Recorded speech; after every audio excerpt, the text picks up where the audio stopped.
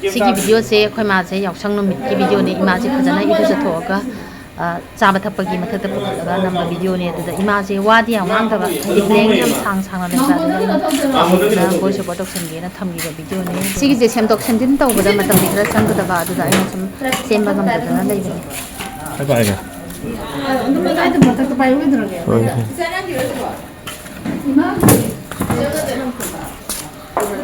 साद्री गेमता 아유, 진짜야. 망고는 한대요. 깨물이 한다고 깨물이 한다고 사드 깨물이 한다고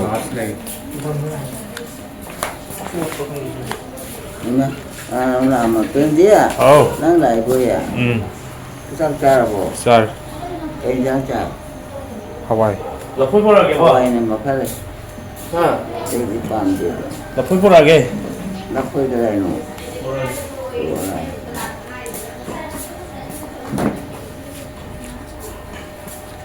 비모!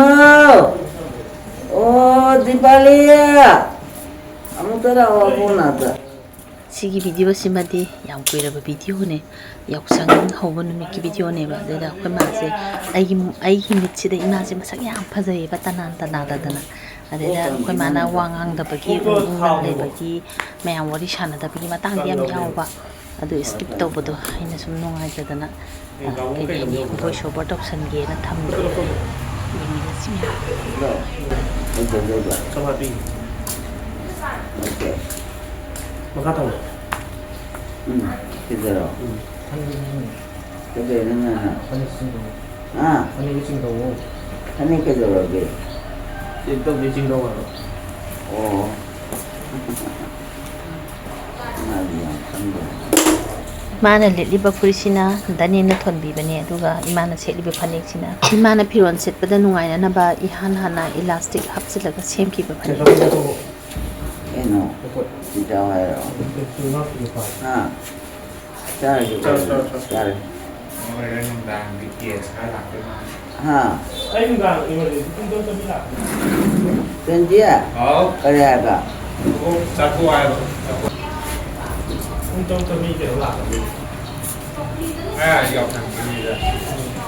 xây này ta thì xây này ta là đâu nha không sao bà đã xin đi biết rồi bà 저 실력 이나 될 이게 통 얼렁 이나 이제 거의 이게 될 레슨 정보도 레슨 라면 아유 그렇죠 공기 인고들아 이놈의 사는 맞아 애 맞아 국가자 일단 농은 진진데 마야 경비사 가있을 때 들어 시작해. 일단 농은데 진지 팔자 난 튕기대가. 난 들으라고 그러나. 정보 메모라 그럼 좀 많이 많이 हौजिकान्दी यावसंजे लम लमदगी club क्लबना sports चाउना चाउना सिन्दुना स्पोर्ट ओइना तौनरे अखोइगिसु तुरेन वांग मसिदा केएसटीओ ना क्लब अमा लय अदुगिदुदा स्पोर्ट तौबगी मयामना पैसा हापपगी लाउथोरकपुदुदा आइगी इमानबी एमा सु पैसा जे हापपगी लाउथोरपा जाने इमान आइंगोंदा नंगी नमानबी सकुंत्रा दुसु पैसा हापपगी लाउथोरइनेन हाइरि सिबना मियोबे पुंसी गाइजे तम्मा ngamdeko khoi maje sumainga tawrakani ka haibase mangdaba wo mangude thongna phaba mapangan kanbada maming chatini le imase to sumaina ga lerakani haji thajarude abiya siang tu pun dua je. Sekarang lau cia ada. Maru ya. Ada yang dua kira. Ah. maru mà tổ giao đây để chúng ta dạ được sao không đúng không không đúng 그래 딜레 이거 이거 있노 자 라포 자 이거 들어가요 자 나 사이드는 그렇라고 이거야 라우라 마루 야고 야 티켓 와요 한번 기대해 보이네 양 얘 이거 나이에나 거의 폰은 이제 한국이야 इमागिदी मबुक फबा मबुक Tappa Masu मयाम लेबनिना Imangi सेबादी cashew वादेदा Imangi हाइदी हेक तुम होगलपदगिना तुमम दाइबो की सेबासे ꯃꯁꯨ ꯑꯍꯨꯝꯁꯤꯅ ꯍꯦꯛ ꯍꯦꯛ ꯇꯧꯖꯔꯤ ꯑꯩꯈꯣꯏ ꯄ꯭ꯔꯦꯝꯁꯤꯁꯨ ꯏꯇꯞ ꯍꯦꯛ ꯇꯞꯆꯔꯗꯅ ꯑꯗꯨꯝ ꯁꯪꯕ ꯂꯥꯛꯆꯔꯤꯅꯤ ꯏꯃꯥꯁꯦ Ano pa kilo ba? Ano? Amplo. Ano?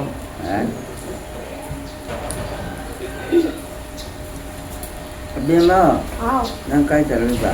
ay kiếm chất đấy. ꯑꯩꯈꯣꯏ ꯃꯣꯃꯣꯁꯨ ꯌꯥꯝ ꯐꯩ ꯏꯃꯥ ꯌꯥꯝꯅ ꯅꯤꯡꯉꯦ ꯑꯗꯒꯤ ꯏꯃꯥꯒꯤ ꯁꯦꯕꯥꯁꯦ ꯐꯖꯅ ꯇꯧꯋꯤ ꯃꯥꯁꯨ ꯑꯗꯨꯒ ꯑꯃꯨꯛꯁꯨ ꯌꯥꯝ ꯅꯨꯡꯉꯥꯏꯇꯕꯁꯨ ꯌꯥꯎꯋꯦ ꯑꯗꯒꯤ ꯑꯩꯁꯨ ꯀꯩꯝꯇ ꯉꯝꯗꯕꯅꯤ나 ꯑꯩꯈꯣꯏ ꯃꯥꯅ ꯍꯥꯏꯔꯛꯄ ꯃꯇꯝꯗ ꯁꯠ ꯂꯥꯎꯅ ꯍꯦꯛ ꯇꯧꯕ ꯉꯝꯗꯕꯀꯣ ꯑꯗꯒꯤ ꯃꯌꯥꯝꯁꯤꯁꯨ ꯁꯔꯛ ꯁꯤꯟꯅꯕ ꯁꯪꯅꯗꯕ ꯃꯇꯥꯡ ꯅꯨꯡꯉꯥꯏꯇꯕ ꯃꯇꯥꯡꯁꯨ ꯌꯥꯎꯗꯕ ꯅꯠꯇꯦ Ano ba? Ay talaga talaga. Pwede ba yan? Hindi ka kaya no? Ito yung okay. Abo. Hindi, ito ko.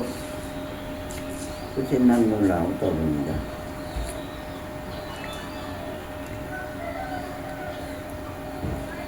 How to do yan?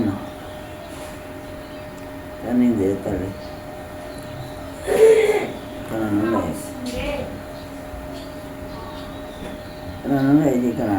ꯑꯩꯈꯣꯏꯒꯤꯁꯦ ꯇꯋꯥꯔ ꯃꯈꯣꯟꯁꯤꯅ ꯌꯥꯝ ꯅꯨꯡꯉꯥꯏꯇꯕ ꯃꯈꯣꯟ ꯑꯃ ꯉꯪꯉꯒ ꯊꯣꯛꯏꯁꯦ ꯇꯋꯥꯔ ꯃꯈꯣꯟꯁꯤꯅ ꯌꯥꯝ ꯅꯨꯡꯉꯥꯏꯇꯦ ꯈꯣꯟꯖꯦꯜꯁꯦ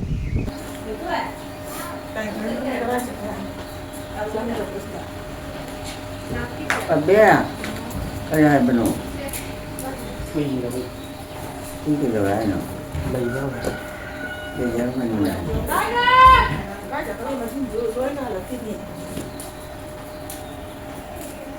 Karoon ka sa daan mali. Then,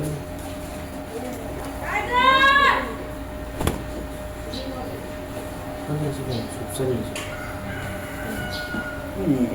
Ano yung siya ko dun eh? Hamdong ewan. Kung tumatata mo, dati siya ko siya. May na siya. Matatatak lang mo. Yup. Tama kaya ba? Makat hamado. Betul nanti wani.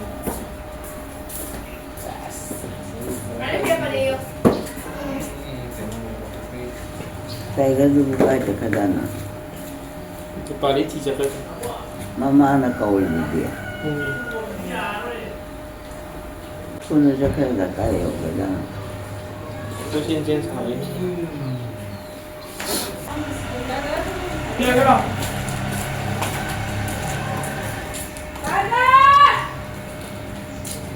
Karoon ka sa dano.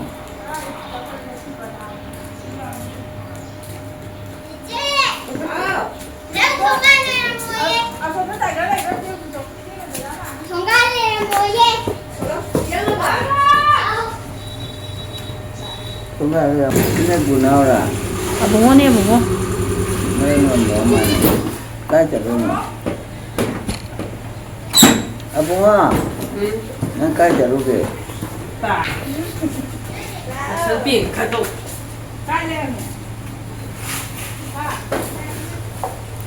Kaya ka rin naman mo. lay sida Ay, ito na sila. Abia! Lera mo mo. Balik. Zau. Untang. Untang. Abo nga. Ano naman siya ay kuting ka po. Oh. Ay, di thong gila dalam ba ni? Si, Padli. sila pala ba? Ito, pandra. Kana padli. Dahil pag ni ho. Kuting di ka ko lang ako. Kara ka. Ay, kipay ko na pandawan nila. Dahan ba?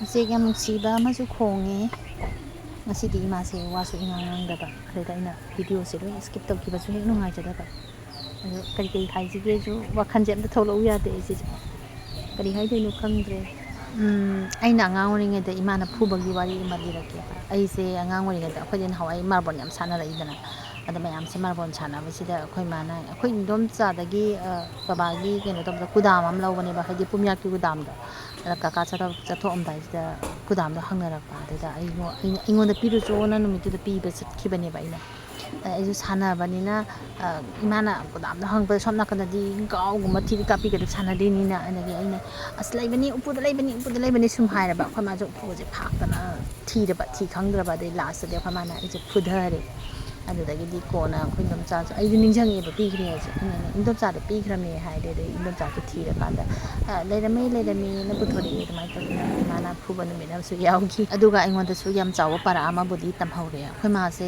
ꯃꯤ ꯌꯥꯝ ꯐꯨꯒꯟꯗꯦꯕ ꯑꯩꯈꯣꯏꯒꯤꯁꯦ ꯃꯔꯨ ꯑꯣꯏꯅ ꯑꯩꯁꯦ ꯀꯅꯥꯝꯇꯅ ꯐꯨꯔꯛꯇꯦꯕ ꯑꯗꯨꯅ ꯑꯩꯁꯦ ꯈꯔ ꯇꯣꯟꯅꯥꯜꯂꯦ ꯅꯪ ꯁꯥ ꯏꯟꯕꯤ ꯍꯧꯔꯤ ꯑꯩ ꯏꯔꯨꯖꯕꯒꯦ ꯇꯥꯔꯦ ꯕꯣꯏ ꯆꯠꯂꯒꯦꯀꯣ ꯍꯣꯁꯇꯥꯜ ꯆꯠꯇꯣꯏꯅꯦ ꯊꯕꯛ ꯍꯣꯏ ꯊꯕꯛ ꯆꯠ Kawairo. ꯊꯤꯟꯗꯣꯏꯕ Hmm. ꯂꯐꯣꯏ ꯑꯝꯇꯪ ꯆꯥꯒꯦꯔꯣ Ada tu. ꯆꯦꯁꯤ ꯄꯥꯏ ꯊꯥꯛꯑꯣ ꯊꯥꯛꯍꯜꯂꯣ Ada tu. ꯄꯥꯏꯔꯁꯨ ꯄꯥꯏ Oh. Tahu ya. ꯁꯤꯒꯤ ꯚꯤꯗꯤꯑꯣꯁꯦ ꯎꯔꯒ ꯌam ꯅꯨꯡꯉꯥꯏꯇꯦ ꯍꯧꯖꯤꯛꯀꯥꯟꯗꯤ ꯑꯩꯈꯣꯏ ꯃꯥꯁꯦ ꯃꯈꯨꯠꯅꯒ ꯄꯥꯏꯔꯒ ꯀꯩꯝꯇ ꯊꯛꯆꯒꯗ꯭ꯔꯦ ꯄꯣꯠꯀꯁꯦ ꯑꯝꯇ ꯆꯥꯗ꯭ꯔꯦ ꯏꯜꯂꯒ ꯄꯤꯖꯕ ꯁꯤ ꯅꯠꯇꯅ Tahu ini. Cuma. ꯍꯩꯗꯣꯛꯀꯅꯤ ꯕꯛꯇꯅ ꯄꯥꯏ ꯑꯩꯈꯣꯏ ꯁ꯭ꯋꯥꯏꯗꯤ ꯇꯨꯔꯦꯟ ꯃꯄꯥꯟꯅꯤꯅ ꯑꯗꯨꯒ ꯃꯦꯟ ꯔꯣꯗꯇꯒꯤꯁꯨ ꯈꯔ ꯂꯥꯞꯅ ꯂꯩꯕꯅꯤꯅ ꯒꯥꯔꯤꯒꯤ ꯃꯈꯣꯟꯒꯁꯦ ꯀꯌꯥ ꯊꯣꯏꯅ ꯇꯥꯗꯦ ꯑꯗꯨꯅ ꯎꯆꯦꯛ ꯋꯥꯌꯥꯒꯤ ꯃꯈꯣꯟꯁꯦ ꯌꯥꯝ ꯐꯖꯅ ꯇꯥꯏ Tahu tu. Apa? Dah pakai. Hmm. ꯃꯔꯣꯛꯒꯁꯤ ꯄꯥꯏ Hmm. Okay. Kena. Tapi kita wairo. Jadi jadi ba. Tapi kita. Apa? Ini. Nah, malu mana ni? ꯃꯔꯨ ꯌꯥꯎꯔꯕ Kau tahu. ꯃꯔꯨꯗꯨ ꯂꯧꯊꯣꯛꯀꯣ Ah. ꯃꯔꯨꯗꯨ ꯂꯧꯊꯣꯛꯑꯣꯕ ꯑꯇꯩ ꯂꯧꯊꯣꯛꯑꯣ ꯁꯤ ꯂꯧꯊꯣꯛꯑꯣ ꯑꯗꯨ ꯂꯧꯊꯣꯛ ꯌꯥꯏ ꯑꯗꯨ ꯌꯥꯎꯔꯦ ꯃꯔꯨ ꯌꯥꯎꯔꯦ Ya. ꯑꯗꯨ ꯂꯧꯊꯣꯛꯄ ꯌꯥꯏ Ya. ꯑꯗꯨ ꯂꯧꯊꯣꯛꯈ꯭ꯔꯣ Ya. ꯃꯆꯨ ꯃꯔꯨ ꯌꯥꯎꯔꯦ Tahu. ꯂꯐꯣꯏꯁꯤꯁꯨ ꯂꯥꯏ ꯀꯠꯈꯤꯕꯒꯤ ꯆꯪ ꯊꯣꯛꯄ ꯂꯐꯣꯏꯅꯤ ꯆꯪ ꯌꯥꯝ ꯂꯩꯔꯕ ꯑꯗꯨꯒ ꯍꯧꯖꯤꯛꯀꯥꯟ ꯆꯪꯁꯤꯡꯁꯦ ꯌꯦꯡꯉꯣꯅꯦ ꯃꯔꯨ ꯂꯣꯏ ꯌꯥꯎꯏ ꯍꯨꯟꯗꯣꯛꯄꯁꯨ ꯄꯥꯝꯃꯨꯕꯅꯤꯅ ꯑꯗꯨꯝ ꯄꯤꯖꯔꯦ ꯑꯗꯣ ꯅꯨꯡꯉꯥꯏꯇꯦ ꯏꯃꯥꯅ ꯁꯨꯃꯥꯏꯅ ꯃꯜꯂ ꯆꯥꯔꯤꯁꯦ Mutia. ꯑꯥꯎ Nanti cara apa? ꯆꯥꯗ꯭ꯔꯤꯌꯦ ꯌꯥꯝ ꯂꯥꯝꯃꯦ ꯆꯥꯔꯨꯒꯦ ꯇꯧꯕꯅꯦ Ha. ꯆꯥꯛ ꯌꯥꯝ ꯂꯥꯝꯃꯦ ꯆꯥꯔꯨꯒꯦ ꯇꯧꯕꯅꯦꯕ Macam. ꯆꯥꯛ ꯆꯥꯕꯁꯤꯗꯤ ꯑꯩꯈꯣꯏꯗꯤ ꯑꯗꯨꯝ ꯈꯔꯗꯤ ꯊꯦꯡꯅ ꯑꯗꯨم ꯆꯥꯔꯦ ꯑꯌꯨꯛꯇꯁꯨ ꯑꯩꯈꯣꯏ ꯃꯥꯁꯤꯅ ꯀꯩꯅꯣꯝꯇꯪ ꯁꯨꯝ ꯆꯥꯈꯤꯗ꯭ꯔꯗꯤ ꯅꯨꯡꯉꯥꯏꯇꯕꯗꯣ Tahu hai.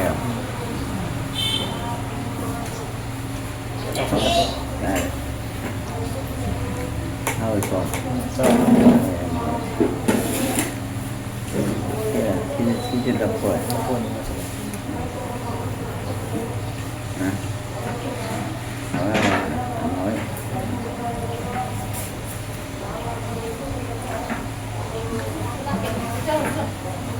Cái nó lầu đấy chứ. ꯑꯩꯈꯣꯏ ꯃꯥꯁꯦ ꯐꯩꯖꯣꯝꯁꯨ ꯁꯥꯔꯝꯃꯦ ꯃꯇꯝ ꯑꯃꯗꯗꯤ ꯃꯩꯇꯩꯁꯦ ꯍꯧꯖꯤꯛꯀꯥꯟꯒꯤ ꯐꯩꯖꯣꯝꯁꯦ ꯁꯦꯠꯅꯗꯦꯀꯣ ꯃꯩꯇꯩꯅ ꯁꯥꯕ ꯉꯥꯛꯇ ꯁꯦꯠꯅꯔꯝꯃꯦ ꯑꯗꯣ ꯐꯩꯖꯣꯝꯁꯦ ꯅꯨꯡꯊꯤꯟꯗ ꯍꯦꯛ ꯊꯥꯕ ꯆꯠꯂꯦ ꯑꯗꯩ ꯏꯃꯥꯗꯤ ꯐꯩꯖꯣꯝꯁꯦ ꯊꯥꯕ ꯆꯠꯈꯤꯕ ꯑꯗꯣ ꯈꯔ ꯊꯦꯡꯅ ꯍꯜꯂꯛꯇꯕꯁꯦ ꯑꯩꯗꯤ ꯕꯕꯥ ꯑꯣꯏꯒꯦꯔꯥ ꯏꯃꯥ ꯑꯣꯏꯒꯦꯔꯥ ꯌꯨꯝꯒꯤ ꯃꯤ ꯑꯃ ꯍꯜꯂꯛꯇꯕꯁꯦ ꯑꯩꯗꯤ ꯃꯄꯥꯟꯁꯤꯗ ꯉꯥꯏꯔꯒ ꯂꯩꯌꯦꯕ ꯍꯥꯏꯗꯤ ꯂꯝꯕꯤ ꯆꯠꯐꯝꯗ ꯃꯇꯝꯗꯨꯗꯗꯤ ꯅꯥꯄꯤ ꯉꯥꯛꯇꯅꯦ ꯍꯧꯖꯤꯛꯀꯥꯟꯒꯤ ꯁꯨꯃꯥꯏꯅ ꯇꯧ ꯄꯣꯟꯇꯦ ꯒꯥꯔꯤꯁꯨ ꯂꯩꯅꯔꯝꯗꯕꯅꯤꯅ ꯑꯗꯨꯒ ꯑꯩꯅ ꯃꯣꯔꯥ ꯑꯃ ꯊꯥꯔꯒ ꯐꯝꯃꯒ ꯁꯨꯝ ꯂꯩꯕꯁꯤꯗ ꯑꯩꯈꯣꯏ ꯃꯅꯤꯡꯒꯤ ꯄꯥꯕꯨꯡ ꯑꯃꯈꯛꯅ ꯑꯩꯉꯣꯟꯗ ꯂꯛꯅꯔꯤꯅꯤ ꯍꯧꯖꯤꯛꯇꯤ ꯂꯩꯈꯤꯗ꯭ꯔꯦ ꯃꯗꯨ ꯃꯒꯣꯜ ꯀꯧꯋꯦ ꯃꯥꯅ ꯂꯛꯅꯩꯌꯦ ꯑꯁ ꯅꯣꯏ ꯅꯃꯥꯗꯣ ꯍꯥꯎꯅ ꯐꯍꯧꯔꯕꯅꯦꯅ ꯑꯁ ꯃꯇꯝꯗꯨꯒꯁꯦ ꯁꯥꯊꯤꯅ ꯅꯨꯡꯉꯥꯏꯇꯖꯥꯠꯅꯤꯀꯣ ꯍꯧꯖꯤꯛꯀꯥꯟꯗꯤ ꯊꯦꯡꯅ ꯍꯜꯂꯛꯑꯁꯨ ꯀꯩꯝ ꯍꯥꯏꯅꯗ꯭ꯔꯦ ꯃꯇꯝ ꯑꯃꯗꯗꯤ ꯈꯤꯇꯪ ꯃꯝꯂꯤ ꯇꯧꯔꯛꯄꯗ ꯅꯨꯄꯤꯁꯤꯡꯒꯁꯦ ꯍꯜꯂꯛꯇꯕꯁꯦ ꯐꯖꯅ ꯉꯥꯡꯅꯗꯦ Vậy.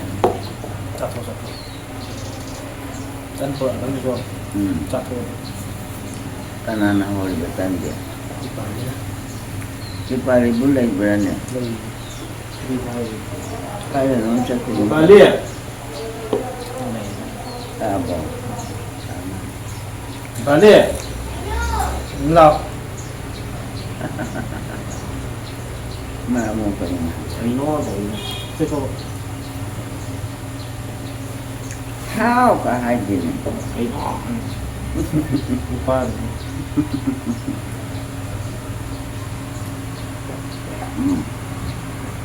ไปนั่งกันไอ้ตันโลกเนี่ยต้องทำทับอุปกรณ์ดูกันดิ ꯃꯇꯝꯗꯨꯗꯗꯤ ꯑꯩꯈꯣꯏ ꯊꯕꯛ ꯆꯠꯊꯣꯛꯄꯒꯁꯦ ꯌꯥꯝꯅ ꯈꯨꯗꯣꯡ ꯆꯥꯔꯝꯗꯦꯗ ꯒꯥꯔꯤꯒꯁꯦ ꯆꯦꯜꯂꯝꯗꯦ ꯁ꯭ꯋꯥꯏꯗ ꯍꯧꯖꯤꯛꯇꯤ ꯑꯣꯛꯇꯣꯁꯤꯅ ꯂꯩꯔꯛ ꯈꯨꯂꯛ ꯂꯣꯏ ꯆꯦꯜꯂꯦꯗꯅ ꯃꯤꯒꯤ ꯊꯣꯡꯒꯥꯟꯐꯥꯎ ꯆꯦꯜꯂꯦ ꯑꯗꯨꯒ ꯑꯩꯈꯣꯏ ꯁꯤꯗꯩ ꯈꯤꯇꯪ ꯆꯠꯂꯒ ꯏꯔꯥꯃꯃꯟ ꯑꯃ ꯂꯩꯌꯦꯕ ꯑꯩꯈꯣꯏꯗꯒꯤ ꯀꯤꯂꯣꯃꯤꯇꯔ ꯇꯪꯈꯥꯏꯃꯨꯛ ꯂꯥꯞꯄꯅꯦ ꯑꯗꯨ ꯇꯥꯟꯅ ꯆꯠꯂꯒ ꯕꯁ ꯇꯣꯡꯉ ꯆꯠꯂꯤꯅꯤ ꯑꯩꯈꯣꯏꯗꯤ ꯍꯤꯡꯒꯣꯜꯁꯦ ꯌꯥꯝ ꯀꯣꯏꯔꯛꯑꯦ ꯑꯗꯨꯅ ꯑꯩꯈꯣꯏ ꯑꯕꯣꯛꯅ ꯃꯔꯣꯏ ꯌꯣꯟꯕ ꯑꯗꯒꯤ ꯄꯨꯡꯗꯣꯟꯁꯨ ꯌꯥꯝ ꯄꯥꯜꯂꯝꯃꯦ ꯃꯇꯝꯗꯨꯗ ꯆꯥꯕꯤꯅꯕꯁꯨ ꯂꯩꯇꯕꯅꯤ나 ꯑꯗꯨꯝ ꯌꯣꯟꯊꯣꯛꯑꯦꯕ ꯑꯗꯣ ꯍꯧꯖꯤꯛꯀꯤ ꯃꯐꯝꯗꯣ ꯇꯥꯟꯅ ꯇꯥꯟꯅ ꯑꯩꯈꯣꯏ ꯃꯥꯅ ꯃꯀꯣꯛꯇ ꯄꯨꯔꯒ ꯑꯩꯈꯣꯏ ꯑꯕꯣꯛꯅ ꯀꯩꯊꯦꯜ ꯆꯠꯄꯗꯨꯗ ꯑꯗꯨꯝ ꯊꯤꯟꯗꯣꯛꯄ ꯆꯠꯂꯤꯅꯤ ꯑꯩꯈꯣꯏ ꯃꯥꯗꯤ ꯑꯩꯈꯣꯏ ꯃꯥꯅ ꯂꯥꯛꯄ ꯃꯇꯝꯗ ꯑꯍꯜ ꯂꯃꯟꯁꯨ ꯌꯥꯝ ꯂꯩꯔꯝꯕ ꯑꯗꯨꯒ ꯃꯆꯥꯁꯨ ꯃꯌꯥꯝ ꯑꯃ ꯄꯣꯛꯑꯦ ꯃꯤꯌꯥꯝ ꯆꯥꯕꯒꯤ ꯃꯌꯥꯝꯒꯤ ꯍꯣꯠꯅꯔꯛꯄꯗ ꯏꯟꯊꯣꯛ ꯋꯥꯖꯔꯛꯈ꯭ꯔꯖꯥꯠꯅꯤ ôi bia mơ đó là quê à ꯑꯩꯈꯣꯏꯅ ꯈꯔ ꯆꯥꯎꯔꯛꯄ ꯃꯇꯝꯗꯗꯤ ꯑꯩꯈꯣꯏ ꯃꯥꯁꯦ ꯁꯣꯁꯥꯏꯇꯤ ꯑꯃ ꯇꯧꯔꯦ ꯁꯣꯁꯥꯏꯇꯤꯒꯤ ꯁꯦꯀ꯭ꯔꯦꯇꯔꯤ ꯑꯣꯏꯌꯦ ꯑꯗꯨꯅ ꯐꯤꯔꯣꯜ ꯃꯌꯥꯝꯁꯦ ꯅꯦꯛꯊꯔꯒ ꯁꯥꯏꯌꯦꯕ ꯑꯗꯨꯅ ꯕꯤꯌꯥꯝꯁꯤꯁꯨ ꯌꯥꯝ ꯁꯥꯕ ꯈꯣꯠꯄꯗ ꯌꯥꯝ ꯍꯩꯔꯛꯑꯦ ꯕꯦꯛ ꯀꯣꯕꯔ ꯃꯣꯟ ꯀꯣꯕꯔ ꯇꯦꯕꯜ ꯀ꯭ꯂꯣꯠ ꯂꯣꯏꯅ ꯁꯥꯔꯛꯑꯦ ꯌꯥꯝ ꯃꯔꯝ ꯃꯣꯛꯄꯅꯤ ꯑꯩꯈꯣꯏꯅ ꯃꯁꯤ Bagus kan? cây cha rồi cái nào mua cha bây giờ cha thay rồi bà Bagus ya tan. mà đi ngày chị Susah. thì rồi cái nó cái bút tan rồi nó tiền nó gì đấy Mana ni tan ni? Cio ni, cio agak tan mana ni? ꯑꯩꯈꯣꯏ ꯃꯥꯁꯦ ꯇꯟꯁꯦ ꯃꯁꯛ ꯈꯪꯗ꯭ꯔꯤꯁꯦ ꯑꯩꯈꯣꯏ ꯃꯥꯁꯦ ꯑꯌꯨꯛꯇ ꯆꯥꯛ ꯆꯥꯗꯦ ꯇꯟ ꯑꯣꯏꯅ ꯆꯥꯏ ꯇꯟ ꯑꯅꯤꯒ ꯑꯗꯒꯤ ꯁꯪꯒꯣꯝ ꯒ꯭ꯂꯥꯁ ꯑꯃꯒ ꯁꯪꯒꯣꯝꯗꯨꯕꯨꯗꯤ ꯌꯥꯅꯔꯦꯀꯣ ꯏꯟꯖꯤꯌꯣꯔꯒ ꯑꯗꯨꯃꯥꯏꯅ ꯆꯥꯏ bây giờ nó gì đấy Bisa suruh kau ni. mong bây giờ Thầy con nghe đang nói thì cái này đó. Chắc không phải thằng nó xin con. cho lên đây đâu cho cái Mà thằng nó sẽ tới. à Cái sao cài cả đi. à Yang kau sepikir apa yang kau? Apa yang kau? mà gì cái gì tôi thằng này Mulai mah dia kalau host kalau nasat pani na na. Asoi mga pi ba tu asoi ka lai. cô yêu mà chơi đi bà cái đấy ơi gì mà chán ra ꯑꯩꯗꯤ ꯃꯤ ꯌꯥꯝ ꯀꯧꯒꯜꯂꯦ ꯑꯗꯨꯒ ꯅꯣꯡꯃ ꯈꯛꯇꯪ ꯈꯪꯅꯕ ꯃꯤꯁꯤꯡꯁꯤꯕꯨ ꯑꯗꯨꯝ ꯌꯥꯝ ꯀꯨꯏꯅ ꯈꯪꯅꯔꯛꯄ ꯑꯉꯥꯡ ꯑꯣꯏꯔꯤꯉꯩꯗꯒꯤ ꯇꯤꯟꯅꯔꯛꯄꯗꯧꯅ ꯑꯗꯨꯝ ꯂꯣꯏꯅꯕ ꯉꯝꯃꯦ ꯑꯗꯨꯒ ꯑꯍꯜ ꯂꯃꯟꯅꯒ ꯍꯥꯏꯕ ꯈꯣꯠꯄ ꯃꯤ ꯑꯃꯅ ꯋꯥ ꯉꯥꯡꯕꯗ ꯈꯨꯝꯗꯕꯁꯦ ꯁꯤꯁꯨ ꯑꯩ ꯌꯥꯝ ꯁꯥꯎꯅꯤꯡꯉꯦꯕ ꯃꯤꯉꯣꯟꯗ ꯍꯥꯏꯔꯨꯕꯗꯤ ꯌꯥꯄꯣꯟꯇꯦ ꯑꯩꯈꯣꯏ ꯏꯃꯨꯡꯗꯁꯨ ꯁꯤꯒꯨꯝꯕꯁꯦ ꯌꯥꯎꯔꯤꯕꯅꯤ bố mày à Okay. vậy Lalu sasal.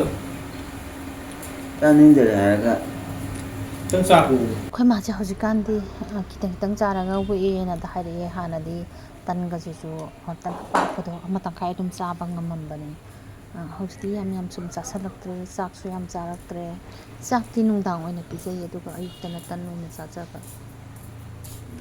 cái này mà cái này mà bỏ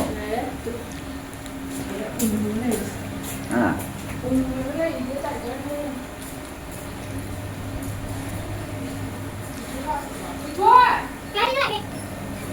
Singa kau yang saya tara kau cuma satu je kau singa tu.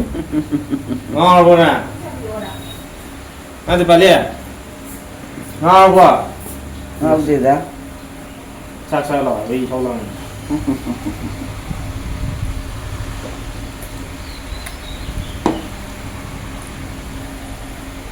Di balik. ꯍꯧꯖꯤꯛꯀꯥꯟꯗꯤ ꯑꯩꯈꯣꯏ ꯗꯤꯄꯥꯂꯤꯁꯦ ꯉꯥꯡꯅ ꯁꯥꯟꯅꯕꯒ ꯌꯥꯔꯛꯇ꯭ꯔꯦ ꯑꯗꯩ ꯁꯥꯎꯅ ꯁꯥꯎꯒꯠꯂꯤꯕ ꯑꯗꯒꯤ ꯃꯤ ꯑꯃꯅ ꯉꯥꯡꯉꯁꯨ ꯃꯆꯤꯟꯒꯁꯦ ꯈꯨꯝꯕꯒꯁꯨ ꯌꯥꯝ ꯀꯟꯅ ꯍꯩꯒꯠꯂꯛꯏ ꯀꯃꯥꯏꯅ ꯇꯧꯗꯣꯏꯅꯣ ꯈꯪꯗꯦ ꯑꯩꯈꯣꯏ ꯃꯥꯅꯗꯤ ꯄꯨꯛꯅꯤꯡꯗ ꯅꯨꯡꯁꯤꯖꯕꯀꯣ ꯏꯃꯥꯅꯗꯤ ꯗꯤꯄꯥꯂꯤꯒ ꯁꯤꯗꯕꯁꯦ ꯁꯥꯎꯗꯣꯏꯅꯦꯕ ꯃꯣꯏ ꯀꯥꯡꯕꯨꯁꯦ kharasu ꯁꯥꯎꯒꯠꯂꯤ chẳng được bỏ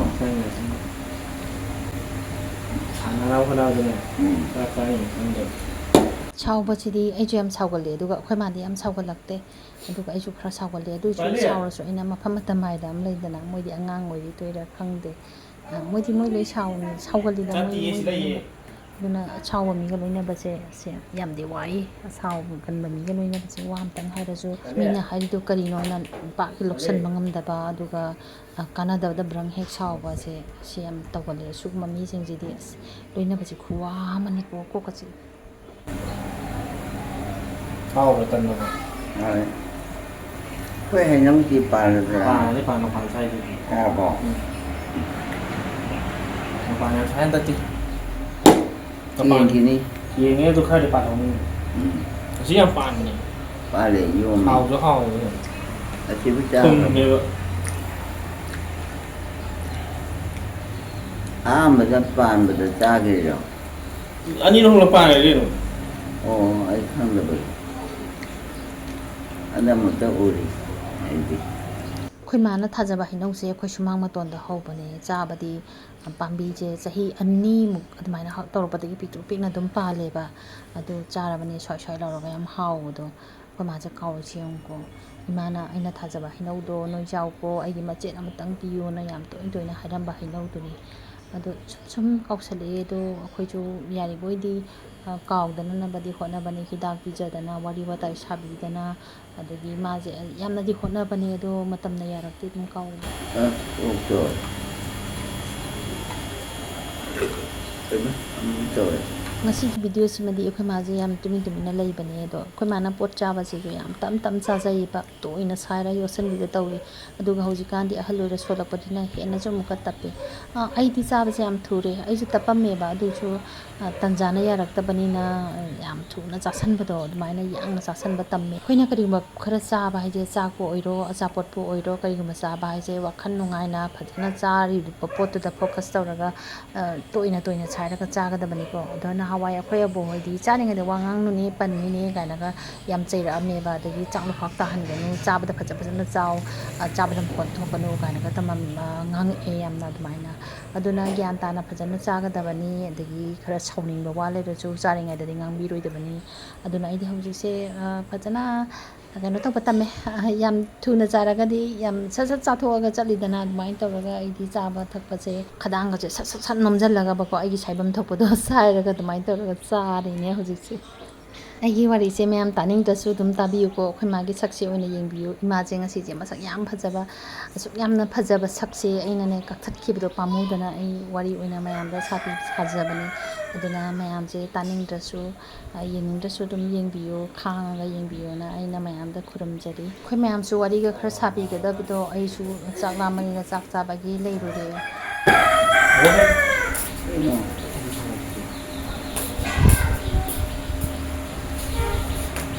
ꯍꯥꯎꯕ ꯑꯩꯈꯣꯏꯅ ꯀꯌꯥ ꯋꯥꯏ ꯀꯩꯅꯣ ꯄꯤꯛꯊꯔꯦ ꯈꯪꯉꯕ ꯃꯨꯛꯀꯥꯁꯦ ꯄꯤꯛꯊꯔꯕꯅꯤ ꯅꯈꯣꯏ ꯆꯥꯊꯣꯛꯑꯦ ꯇꯟ ꯑꯃ ꯆꯥꯊꯣꯛꯑꯦ ꯍꯣꯏ ꯍꯤꯗꯥꯛ ꯆꯥꯒꯗꯕ ꯋꯥꯠꯂꯤ ꯁꯤꯗ ꯄꯤꯖꯔꯛꯀꯦ ꯄꯤꯖꯗꯣꯏꯅꯦ ꯑꯗꯨ ꯇꯟ ꯆꯥꯊꯣꯛꯑꯦꯗꯅ ꯑꯗꯨꯒ ꯆꯥꯔꯗꯧꯅꯤ ꯍꯣꯏ ꯆꯥꯔꯒꯦ ꯑꯩꯈꯣꯏ ꯂꯤꯖꯤꯟꯁꯦ ꯑꯉꯥꯡ ꯑꯣꯏꯔꯤꯉꯩꯗ ꯅꯨꯡꯁꯤꯖꯥꯅꯤ ꯑꯗꯒꯤ ꯆꯥꯕꯁꯤꯃꯅꯦ ꯀꯔꯤꯝ ꯆꯥꯎ ꯌꯥꯔꯣꯏꯗꯣꯏꯅꯤ ꯑꯩꯈꯣꯏꯗꯤ ꯕꯣꯇꯜ ꯐꯤꯗꯤꯡ ꯉꯥꯛꯇ ꯇꯧꯋꯦꯕ ꯃꯣꯏ ꯃꯆꯤꯟ ꯃꯅꯥꯎ ꯑꯍꯨꯝꯁꯦ ꯑꯗꯨꯅ ꯆꯥꯎ ꯊꯛꯑꯣ ꯌꯥꯔꯣꯏꯗꯣꯏꯅꯤꯀꯣ ꯑꯩꯅ ꯄꯤꯛꯈ꯭ꯔꯕ ꯑꯉꯥꯡꯗꯣ ꯁꯪꯒꯣꯝꯁꯦ ꯑꯩꯅ ꯊꯛꯎ ꯌꯥꯗꯕꯁꯤꯗꯅꯦ ꯑꯁ ꯅꯪꯕꯨ ꯁꯤꯕ ꯇꯥꯔꯦ ꯃꯤꯅꯅꯦ ꯐꯨꯕ ꯍꯥꯏꯗꯤ ꯌꯥꯝ ꯀꯟꯅ ꯐꯨꯕ ꯅꯠꯇꯦꯀꯣ ꯑꯗꯨꯃꯥꯏꯅ ꯇꯧꯔꯒ ꯐꯨꯔꯤꯅꯦꯀꯣ ꯑꯗꯨ ꯅꯨꯡꯁꯤꯕꯗ ꯉꯥꯛꯇꯣꯏꯕ ꯌꯥꯁꯤꯡꯁꯦ ꯍꯣꯏ ꯄꯤꯛꯊꯔꯦ ꯆꯥꯔꯣꯏꯀꯣ ꯀꯩ ꯆꯥꯈꯤꯗꯦ ꯆꯥꯅꯤꯡꯗꯦꯗꯅ ꯀꯩꯒꯤꯅꯣ ꯍꯥꯎꯇꯕ ꯌꯥꯝꯅ ꯍꯥꯎꯇꯕ ꯍꯥꯎꯗꯤ ꯍꯥꯎꯋꯦꯕ ꯄꯨꯛ ꯊꯟꯕꯩ ꯄꯤꯛꯊꯔꯕ ꯍꯥꯎꯇꯕ ꯆꯥꯊꯣꯛꯑꯗꯧꯅꯤ ꯑꯩꯈꯣꯏ ꯗꯗꯥꯒꯤ ꯃꯆꯥ ꯑꯍꯨꯝꯃꯛꯁꯦ ꯑꯉꯥꯡ ꯑꯣꯏꯔꯤꯉꯩꯗ ꯂꯣꯏ ꯐꯔꯛꯑꯦ ꯌꯣꯛꯄꯗꯤ ꯀꯩꯝ ꯋꯥꯔꯛꯇꯦ ꯍꯥ ꯍꯣꯠꯄꯩꯅꯦ ꯑꯕꯣꯛꯅ ꯑꯕꯣꯛꯅ ꯍꯣꯠꯄꯩꯅꯦ ꯀꯣꯛꯁꯤꯗ ꯀꯩꯅꯣꯒꯤ ꯇꯥꯏꯞ ꯇꯧꯕ ꯌꯥꯝ ꯂꯩꯔꯦ ꯁ꯭ꯋꯥꯏꯗ ꯀꯩꯁꯦ ꯐꯠꯇꯕ꯭ꯔꯣ ꯐꯠꯇꯕꯒꯤ ꯑꯣꯠꯄꯒꯤ ꯁꯣꯛꯄꯗꯣ ꯑꯗꯨꯝ ꯁꯝꯇꯦ ꯍꯥꯏꯔꯒ ꯃꯥꯏꯐꯠꯇꯒꯤꯅꯤ ꯁꯝ ꯄꯨꯟꯁꯤꯜꯂꯒ ꯉꯥꯛꯇꯪ ꯉꯥꯡꯂꯒ ꯑꯉꯥꯡ ꯆꯪꯉꯦ ꯌꯥꯎꯁꯪꯒꯤ ꯅꯥꯀꯠꯇꯦ ꯍꯥꯏ ꯍꯣꯏ ꯉꯁꯤꯗ ꯌꯥꯎꯁꯪꯒꯦ ꯑꯅꯤ ꯉꯁꯤ ꯌꯥꯝ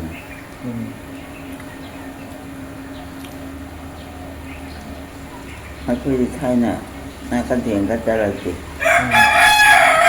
ꯕꯕꯥꯅ ꯆꯠꯊꯣꯛꯀꯅꯣꯅ ꯆꯩꯕ ꯄꯤ ꯀꯥꯟꯗ ꯆꯠꯇꯦ ꯑꯃꯐꯥꯎ ꯆꯠꯈꯤꯗꯦ ꯑꯩꯈꯣꯏꯗꯤ ꯅꯥꯀꯗꯦꯡꯗꯤ ꯑꯗꯨꯝ ꯆꯠꯂꯛꯑꯦ ꯂꯩꯀꯥꯏꯒꯤ ꯏꯆꯦꯁꯤꯡ ꯏꯅꯥꯎꯁꯤꯡ ꯃꯌꯥꯝ ꯄꯨꯟꯅ ꯆꯠꯂꯒ ꯑꯩꯈꯣꯏꯒꯤ ꯃꯇꯝꯗꯨꯒꯤ ꯌꯥꯎꯁꯪꯒ ꯍꯧꯖꯤꯛ ꯈꯦꯠꯅꯩꯌꯦꯕ ꯑꯩꯈꯣꯏꯗꯤ ꯃꯌꯥꯝ ꯄꯨꯟꯁꯤꯜꯂꯒ ꯅꯥꯀꯗꯦꯡ ꯆꯠꯂꯒ ꯄꯩꯁꯥꯒꯁꯦ ꯊꯠꯂꯒ ꯑꯗꯨꯃꯥꯏꯅ ꯇꯧꯔꯒ ꯆꯥꯛ ꯆꯥꯅꯩ ꯍꯧꯖꯤꯛꯀꯗꯤ ꯃꯥꯟꯅꯗ꯭ꯔꯦ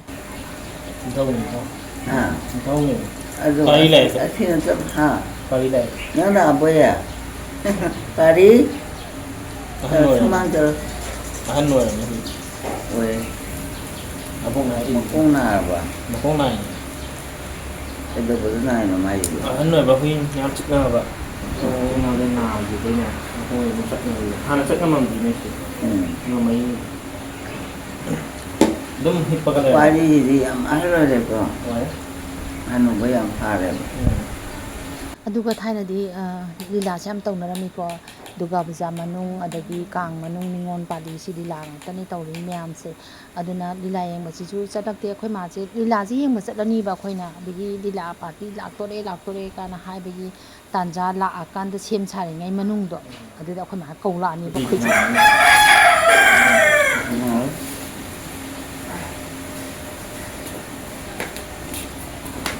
Ako sa tuwa mo. Ha? Tuwa mo. Sari hawli. ꯂꯤꯂꯥ ꯌꯦꯡꯕ ꯆꯠꯍꯟꯗ꯭ꯔꯕꯅꯤꯅ ꯑꯩꯈꯣꯏꯒꯤ ꯌꯥꯎꯁꯪꯒꯤ 5ꯅꯤ ꯆꯟꯕ ꯅꯨꯃꯤꯠꯁꯦ ꯑꯩꯈꯣꯏ ꯀꯣꯂꯨꯞꯀꯤ ꯑꯣꯏꯅ ꯆꯥꯛ ꯆꯥꯅꯩꯌꯦꯕ ꯁꯤꯒꯤꯗꯨꯗ ꯆꯍꯤꯗꯨꯃꯗ ꯐꯥꯁ ꯇꯥꯕ ꯂꯤꯂꯥꯗꯣ ꯑꯗꯨꯏꯗꯣ ꯑꯩꯈꯣꯏ ꯁꯨꯃꯥꯡꯗ ꯑꯗꯨꯝ ꯇꯧꯋꯦ ꯑꯗꯨꯃꯥꯏꯅ ꯇꯧꯔꯒ ꯂꯤꯂꯥꯁꯤ ꯌꯦꯡꯉꯛꯑꯦ Oo, makuha ka din yun. Ito ito makong. Ito Ito eh. Ano si Chumnalo yan ikaw man. Mama makong ito ito. Ha? Kasi yung video. Yingin.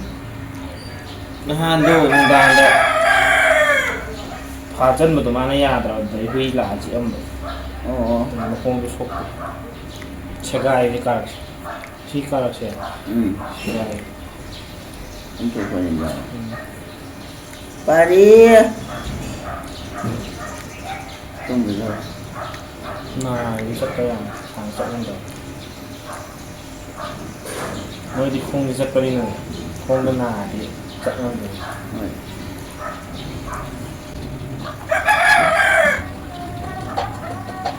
Masamlay ba di?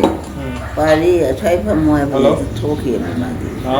ꯃꯇꯝꯗꯨꯗꯗꯤ ꯑꯩꯈꯣꯏꯅ ꯑꯉꯥꯡ ꯑꯣꯏꯔꯤꯉꯩꯗ ꯊꯥꯕꯜ ꯆꯣꯡꯕꯁꯦ ꯁꯨꯃꯥꯡꯗꯁꯨ ꯆꯣꯡꯅꯔꯝꯃꯦ ꯑꯗꯨꯒ ꯑꯩꯈꯣꯏ ꯁꯨꯃꯥꯡꯁꯦ ꯈꯔ ꯄꯥꯛꯑꯦꯕ ꯑꯗꯨꯒ ꯊꯪꯅꯕ ꯌꯨꯝꯗꯨꯒ ꯂꯝꯕꯤ ꯆꯠꯂꯤꯗꯨꯒ ꯄꯨꯟꯁꯟꯅꯔꯒ ꯌꯥꯝ ꯁꯥꯡꯉꯦ ꯑꯗꯨꯒ ꯊꯥꯕꯜ ꯑꯗꯨꯝ ꯆꯣꯡꯉꯦ ꯊꯥꯕꯜ ꯆꯣꯡꯕ ꯀꯥꯏꯅꯒ ꯃꯩꯒ ꯀꯩꯅꯣ ꯇꯧꯕ ꯃꯇꯝꯗꯅ ꯍꯥꯞꯄꯦꯟꯒꯨꯝꯕ ꯑꯗꯒꯤ ꯄꯦꯇ꯭ꯔꯣꯃꯦꯁꯀꯨꯝꯕ ꯑꯗꯨꯃꯥꯏꯅ ꯇꯧꯔꯒ ꯊꯥꯜꯂꯒ ꯊꯥꯕꯜ ꯆꯣꯡꯉꯦ ꯑꯁ ꯃꯇꯝꯗꯨꯗꯗꯤ ꯅꯨꯡꯁꯤꯌꯦ ꯃꯤꯁꯤꯡꯁꯦ ꯏꯆꯝ ꯆꯝꯅꯔꯗꯅ ꯑꯗꯨꯒꯤꯁꯨ ꯑꯩꯈꯣꯏ ꯍꯥꯟꯅ ꯁꯨꯅꯕꯁꯨ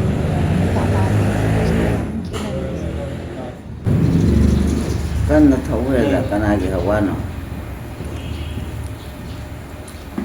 Siya naman. Say ka. Say ni. Say sa niya. Say. Saan nila suro? Upo eh dahil sita. Ito kita tangkayan sa salo dulo. Oo. Hindi ka sa akin. Kan sa kaya. Sa akin. Nakakama niya ako kaya. Hindi nga rin. Si Gandin si nang tiga ba? Tiga. Natin bigay. Yung bigay. Tiga. Hindi. Grabe hindi. Kita yan yung labas niya. Pati ba tapos mo? Kaya. Gari ka ano kan taw na gari. Kanay niya. Kanay niya. Mapula din na yaman. Yung turo ka lang. Kaway yan. Diba nga yung turo. Omo. Nandiyan mo. Ako sa pagtali eh. Ang kaya hindi na pwede ni na pumunta kaya. Away ko. Ako si Kuy ho. Kuy ho eh. Ay mo. Ang kahaway lang. Oo, siya sa gawin na. Ano may tahan yung daw nila? Ito lagi. Yun ang nangong biya ho rin. Ano may kakabin nila nung bata? Mahiya yung kakabin nila yung tato kinu tato. Hindi ka ba?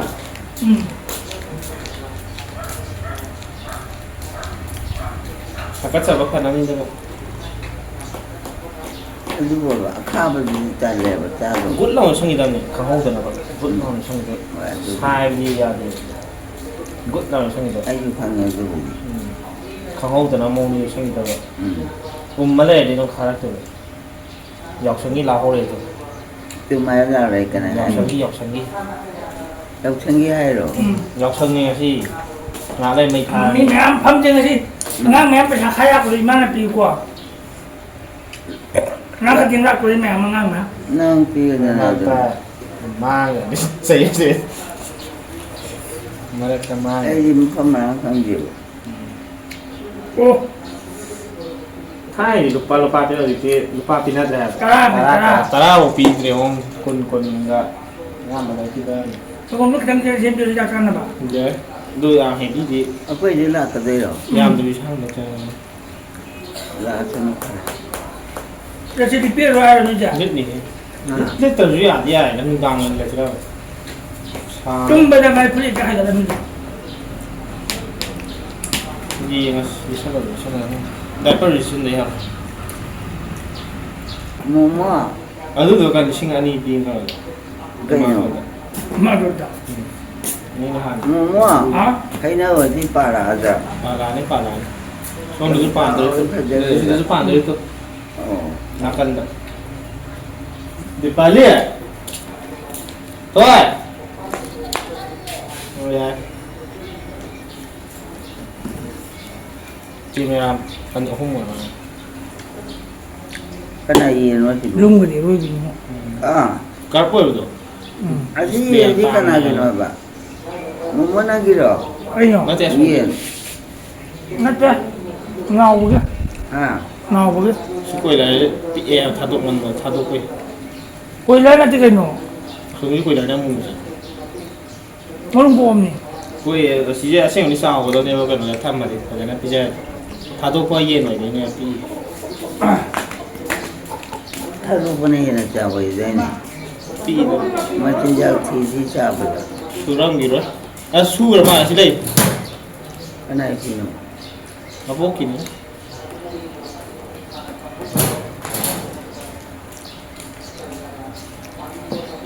umur saka chaga Bye. ꯑꯩꯈꯣꯏ ꯃꯥꯁꯦ ꯃꯤ ꯊꯧꯗꯥꯔꯛꯇꯕ ꯑꯗꯒꯤ ꯊꯕꯛ ꯈꯨꯗꯤꯡꯃꯛꯁꯦ ꯃꯥꯅ ꯂꯣꯏ ꯇꯧꯖꯔꯛꯄꯅꯤꯅ ꯃꯆꯥ ꯃꯁꯨ ꯃꯌꯥꯝꯁꯦ ꯆꯥꯔꯤꯗ꯭ꯔꯥ ꯊꯛꯏꯗ꯭ꯔꯥ ꯀꯗꯥꯏꯗ ꯆꯠꯂꯤꯅꯣ ꯀꯔꯤ ꯇꯧꯔꯤꯅꯣ ꯁꯦ ꯍꯧꯖꯤꯛ ꯐꯥꯎꯕꯗ ꯑꯗꯨꯝ ꯍꯧꯖꯤꯛꯀꯤ ꯅꯥꯔ ꯐꯥꯎꯁꯤꯗ ꯑꯗꯨꯝ ꯈꯜꯂꯒ ꯂꯩ Samga awal ni. kana kakani Adu ya si video se na ko di wache ka sang sang ja. Yar. Ha. Yar. Ma ka se ko ta. Nate. Nang kai nang di kai. Mai. Sukai itu nang yar jadi. Zapia kan apa? Kale. Zapia si semi yar ni ba. Aku itu tanah dia cica tadi yar. Cica itu ke OnePlus ni na yar tu ni semi yar.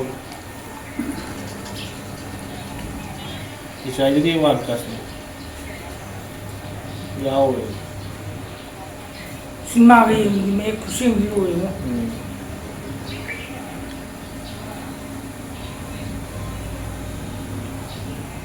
momo Ha. Sama mo sini nga ada. kaya pa o ya nga pa o bara Ha pa. yang pa jaro Na ko ni ja ga ba. Yang paham tidak. Nang saya hana lu kau cara ba.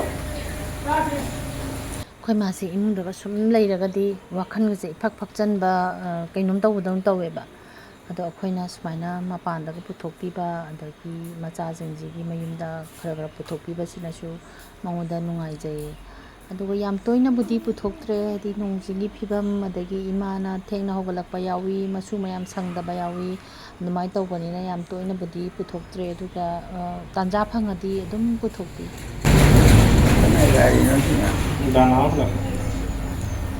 oh danawi obisabro ꯏꯃꯥꯁꯦ ꯆꯠꯄꯁꯤꯗꯪꯒ ꯉꯝꯂꯝꯃꯗꯤ ꯈꯔ ꯅꯨꯡꯉꯥꯏꯒꯗꯕꯅꯦ ꯃꯥꯁꯦ ꯇꯨꯁꯟꯈꯤꯕꯗꯒꯤ ꯀꯤꯕꯗꯒꯤ ꯁꯨꯝ ꯆꯠꯈꯤꯗꯕꯅꯦꯕ ꯑꯗꯣ ꯍꯧꯖꯤꯛꯀꯥꯟꯁꯤꯗꯤ ꯑꯗꯨꯝ ꯆꯠꯂꯣꯁꯨ ꯌꯥꯗ꯭ꯔꯦ ꯍꯥꯟꯅꯕꯨꯗꯤ ꯃꯈꯨꯠꯁꯦ ꯄꯥꯏꯔ ꯄꯥꯏꯔꯒ ꯈꯔ ꯈꯔ ꯆꯠꯂꯝꯕꯅꯦ ꯑꯗꯣ ꯍꯧꯖꯤꯛꯇꯤ ꯆꯠꯈꯤꯗ꯭ꯔꯦ asomni premjiro ha asomni premjiro gi William Chao ko min yang lai sana ba ai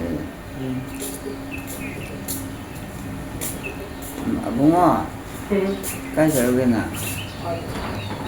ꯑꯩꯈꯣꯏ ꯏꯕꯨꯡꯉꯣꯗꯤ ꯚꯤꯗꯤꯑꯣꯗꯒ ꯌꯥꯎꯍꯜꯂꯛꯀꯅꯨ ꯏꯀꯥꯏꯌꯦ ꯑꯗꯨꯅ ꯃꯥꯒꯤ ꯈꯣꯟꯖꯦꯜ ꯈꯤꯇꯪ ꯌꯥꯎꯔꯒꯁꯨ ꯀꯛꯊꯠꯂꯣꯅ ꯍꯦꯛꯇ ꯑꯩꯁꯦ ꯚꯤꯗꯤꯑꯣꯁꯦ ꯑꯗꯨꯝ ꯀꯛꯊꯠꯂꯤꯅꯦ ꯏꯃꯥꯒꯤ ꯃꯁꯨꯁꯤꯡꯁꯦ ꯑꯒꯨꯅꯦ ꯂꯤꯖꯨꯟꯅꯦ ꯄ꯭ꯔꯦꯝꯖꯤꯠꯅꯦ ꯅꯥꯎꯕꯣꯏꯅꯦ ꯃꯣꯏ ꯈꯔꯁꯤꯗꯤ ꯑꯩꯅ ꯑꯗꯨꯝ ꯚꯤꯗꯤꯑꯣ ꯅꯝꯅꯤꯡꯕ ꯃꯑꯣꯡꯗ ꯅꯝꯕꯗ ꯑꯩꯒꯤ ꯐꯨꯜ ꯁꯞꯄꯣꯔꯠ ꯇꯧꯏ ꯑꯗꯨꯒ ꯑꯇꯩꯗꯤ ꯌꯥꯗ꯭ꯔꯦ ꯑꯩꯈꯣꯏ ꯗꯤꯄꯥꯂꯤꯐꯥꯎ ꯈꯔ ꯈꯔ ꯌꯥꯎꯁꯜꯂꯛꯑꯦ ꯗꯤꯄꯥꯂꯤꯁꯨ ꯁ꯭ꯀꯨꯜꯗꯒ ꯃꯤꯅ ꯍꯥꯏꯔꯛ ꯁꯥꯅꯤꯗ ꯅꯣꯏꯒꯤ ꯑꯕꯣꯛꯀꯤ ꯚꯤꯗꯤꯑꯣꯗꯣ ꯌꯦꯡꯉꯦ ꯀꯥꯏꯅ ꯍꯥꯏꯔꯛꯄꯗꯣ ꯑꯗꯨꯗ ꯏꯀꯥꯏꯔꯤꯕ ꯑꯉꯥꯡꯅꯤꯅ ꯃꯥꯁꯨ Kaya hadi no. Lại này tao. Lang.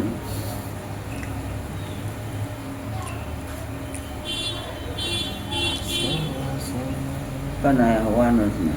Ini guys, lambi sakit. Ha. Lambi tu dah. Na hawaji ne gari ka macha ute ba. Didi am chakhale. Saya mai dah jadi. Mm. Yung mam dai gari aku mai dai kan. Thain di dum yam le me ba. Yung mam dai gari aku mai dai. Gari matang ai ra hazabidi. เพื่อมานาซาบะเสยามตระบดา45 minutes ปุ่งที่ดึงจังเงสิกจะไอ้วิดีโอเรคคอร์ดิ้งได้รำบดานี่พอให้เสแล้วก็ปุ่งอามามาขายกุมบะดีต้มจัง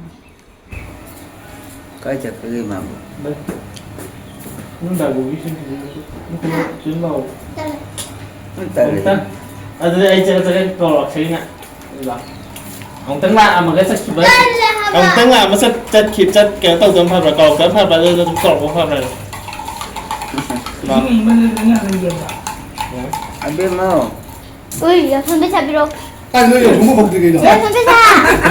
Dọc sống có hộp gì? Dọc sống mới sao cái nói lọc rồi, phát đi chưa lọc đâu rồi. À, hồi đi không có anh. Đây là Phải sẽ không có anh à. Cái nào mà khai ra bây giờ anh như là cái gì vậy? À hôm nhiều hôm. Mà đi. Thôi, chị phụ cô. Hai lần là cái nào? Cái gì đây nó? Paria. Ta gì? Ta nó chỉ lâu rồi. Lâu. Rồi vâng, tôi rồi. Nhà Đây rồi. rồi. Nó là chắc cái này gì cái này nhau rồi đấy. Rồi. Lâu. Em phải làm cái này đâu mà. À, anh mới được. Có đâu mà nó sai được. Chị lâu rồi. Chị, lagi tahu ni. Abu kita kerja một ngày. Akan kita kerja. Ôi mẹ. Chị cái đâu mà nó. Masuk abu itu tu. Chị. À, nó sắp phải ra đây rồi cả. Chị. Chị, hãy bố. Chị ăn cái gì cái chị bố? Nó phải ra đây rồi Đây. cả. Không gì vậy nó là cái nó. Ai pasal mati si kan ho. Si hati. Ai hati ho. Ai khang de. Khang de. Ai khang de ko. Ni abu ya me thambam ta ga yam le me ba. Na khang ho ba. Abu si ra ma na. Hắn rồi đấy. Yam an bu di wa bena te sa phoi gum ba ni. Phoi long ba. Nó hao gì vậy? Oi de ba. Nó thì nó hao nó xì gì ra vậy? Ai gum ba ni. Ma si gi do. Abu mà tầm abu hai nó hao để xì cái nó abu có gì bố hình là đi abu có sắm lên rồi. Abu cái nó hao để xì nó ra vậy. Ai chumai to ka. Abu kita tỏ là thằng đã. Abu kita tỏ cái xì ra vậy. Oi. Ai da aga si. À, bố guli ra sao đâu? Vâng. Bố. Sao? Guli ra sao đâu? Alai no gu. Tu lên. Tu lên đi tu. Ai phải gì? Tu cứ thế này đâu. À khao bên cô bộ, bút đầu sang đó này hàng khao này thôi.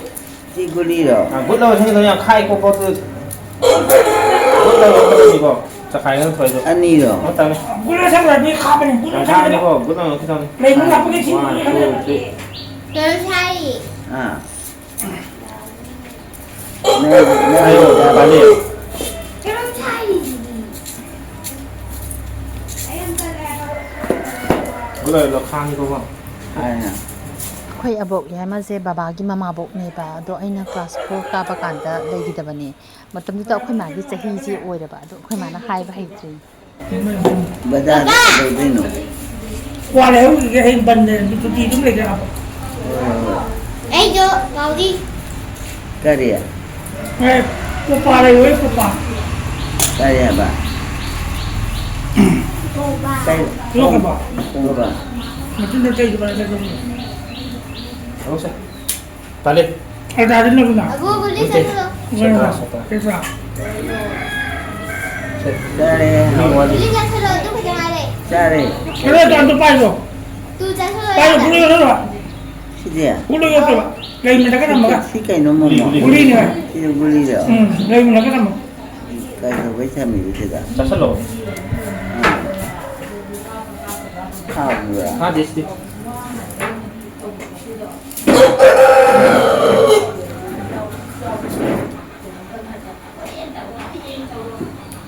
하고야.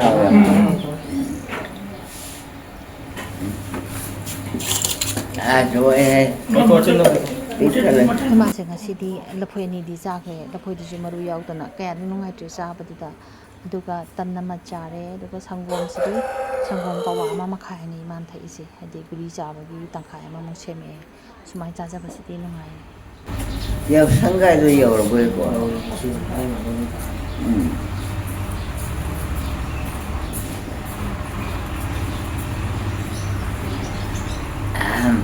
ꯆꯠꯊꯣꯛ ꯆꯠꯊꯣꯛ ꯍꯣꯏ ꯆꯤꯟꯅ ꯆꯠꯊꯣꯛ ꯑꯌꯤꯡꯕ ꯄꯥꯏꯈꯠꯂꯦ ꯍꯌꯦꯡ ꯄꯥꯏꯔꯕ. ꯆꯪꯍꯧ ꯐꯃꯨꯡ ꯆꯪꯍꯧ ꯐꯃꯨꯡꯗ ꯆꯪꯍꯧꯔꯁꯤ ꯐꯃꯨꯡ ꯆꯪꯍꯧꯋꯦ. ꯆꯪꯍꯧꯔꯁꯦꯕ ꯏꯪ ꯌꯥꯝ ꯂꯥꯛꯑꯦ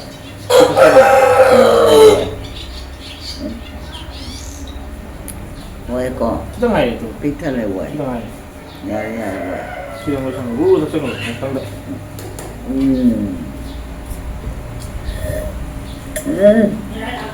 Nè, đây đâu vậy? Cái này bột. Trong đây kìa. 왜? Caro. Tân. 짜람.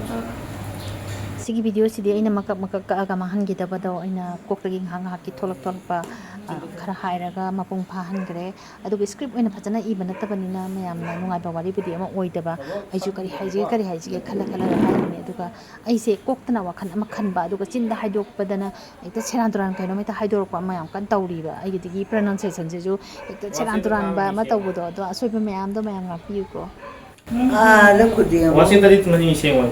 Của tiền mà thằng đó mới gì cái nào nó bồi nó. 아, 간호제 디발리는. Chị bỏ. Đi ba đi cái rồi. 아버지가 이제 다 잡혔잖아. 우리기도 하와 봐 잡디야. 그럼 하파가 먹는 거 하래. 와싱턴 디스네 시행. 와싱턴 타 우리 지금 미 시행.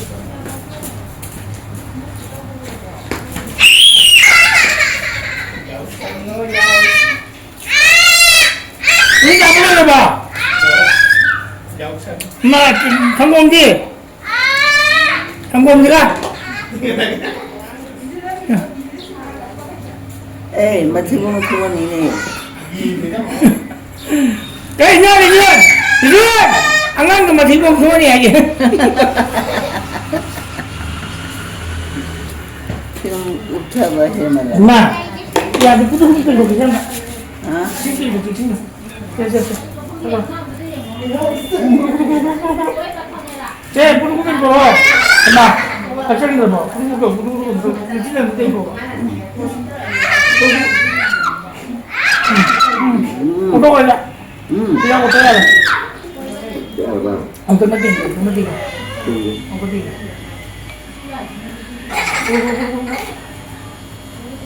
구두. 아!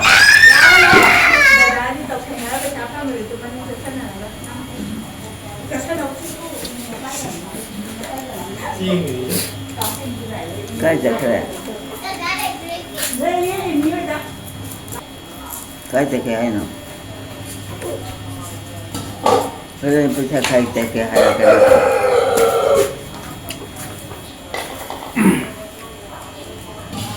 Bé mơ. Cái đâu nó được ra? 비디오가 연결하지. À. 좌식 값 올지. 아잉 디스플레이 그냥 따라 파는 거. 우리 당근 해야 봐.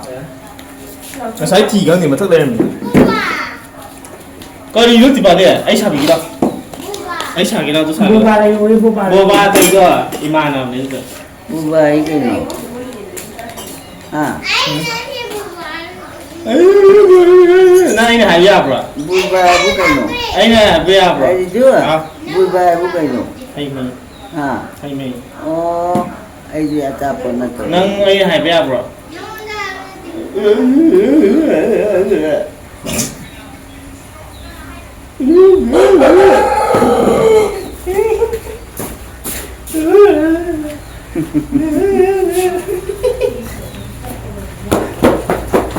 Karino. Usalani.